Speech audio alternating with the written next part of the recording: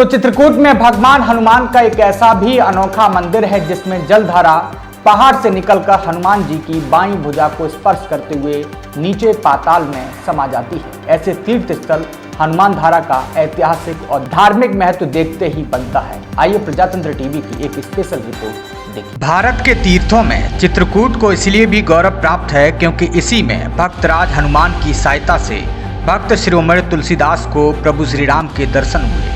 चित्रकूट का विकास राजा हर्षवर्धन के जमाने में हुआ। यूं तो भारत में हनुमान जी के एक से एक बढ़कर भव्य मंदिर हैं, लेकिन उत्तर प्रदेश के सीमा से लगे मध्य प्रदेश के सतना जिले में स्थित चित्रकूट धाम के हनुमान धारा मंदिर की बात ही कुछ निराली है। आज भी यहाँ हनुमान जी की बाईं भुजा पर लगातार जल गिरता दिखाई देता है। यहाँ विराजे हनुमान जी की आंखों को देखकर ऐसा लगता है मानो वो हमें देखकर मुस्कुरा रहे हैं। साथ में भगवान श्री राम का एक छोटा सा मंदिर भी है। इस धरा का जल हनुमान जी को स्पर्श करता हुआ बहता है, इसलिए इसे हनुमान धारा कहते हैं। इनके दर्शन से प्रत्येक व्यक्ति तनाव मुक्त हो जाता है और मनोकामनाएं पूर्ण होती हैं। ऐसी कथा है कि श्री राम के अयोध्या में राज्याभिषेक होने के बाद एक दिन हनुमान जी ने भगवान श्री राम से कहा, हे प्रभु, लंका को जलाने के बाद तीव्र अग्नि से उत्पन्न गर्मी मुझे बहुत कष्ट दे रही है। इस कारण मैं कोई अन्य कार्य करने में बाधा महसूस कर रहा हूँ। मुझे कोई ऐसा उपाय बताएं जिससे मैं इससे मुक्ति पा सकूं। तब प्रभु श्री राम ने मुस्कुराते हुए कहा, चिंता मत करो, आप चित्रकूट पर्वत पर जाइए। वहाँ आपके शरीर पर अमृत तुल्य शीतल जलधारा के लगातार गिरने से आपको इस कष्ट से मुक्ति मिल जाएगी। हनुमान जी ने चित्रकूट आकर विंध्य पर्वत श्रृंखला की एक पहाड़ी में श्री राम रक्षा स्रोत का 1000 बार पाठ किया।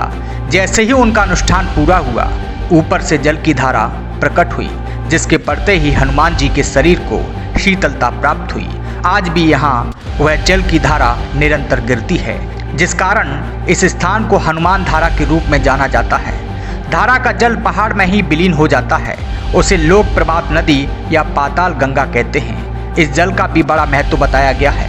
कहते हैं कि पर्वत से निकलने वाले इस जल में अनेक प्रकार के औषधीय गुण हैं, जिसका सेवन करने मात्र से दमा और शरीर की अन्य गंभीर बीमारियां ठीक होती हैं। पर्वत श्रृंखला से निकलने के बाद यह कई जड़ी बूटियों के पौधों की जड़ों को स्पर्श करके निकलने वाली इस जलधारा को लोग बड़े भक्तिभाव के साथ सेवन करते हैं। साथ ही इसको अपने साथ लेकर घर भी जाते हैं और बीमार व्यक्तियों को इसका निरंतर सेवन करवाते हैं। हनुमान धारा के बारे में एक अन्य कहानी ये भी है कि लंका में आग लगाने के बाद वह अपनी पूंछ में लगी आग बुझाने के लिए श्री हनुमान जी इस जगह पर आए।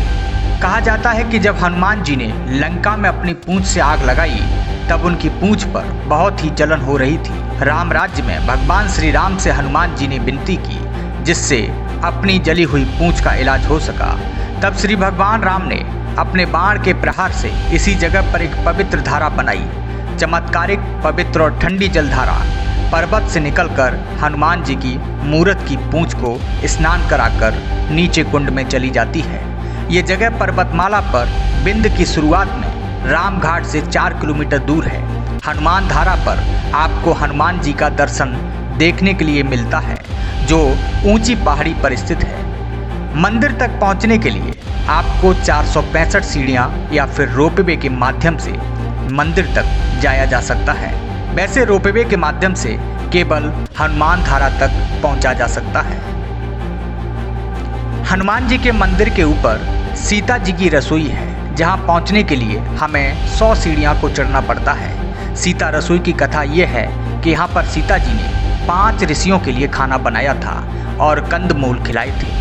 बताते हैं कि चित्रकूट 84 कोस परिक्रमा के 5 क्षेत्रों से यहाँ पर 5 ऋषि पहुँचे थे, जिनमें अत्रि ऋषि, अगस्त्य ऋषि, सुतिंक्षण ऋषि, सर्वंग ऋषि और वाल्मीकि ऋषि यहाँ पहुँचे थे, जिनके लिए माता सीता ने कंदमूल फल और भोजन बनाया था। इसी कारण इस स्थान का नाम सीता रसोई पड़ा और बाद में अब इस स्थान पर 5 ऋषियों की मूर्ति भी बनाई गई है, जिसका लोग दर्शन करने से दूर दूर से आते हैं और कहते हैं कि श्रद्धालु हनुमान जी के दर्शन करने हनुमान धारा पहुंचते हैं, वह सीता रसोई के दर्शन कर भी पुण्य लाभ प्राप्त करते हैं, आपको बहुत सारे मंदिर देखने के लिए मिल जाते हैं।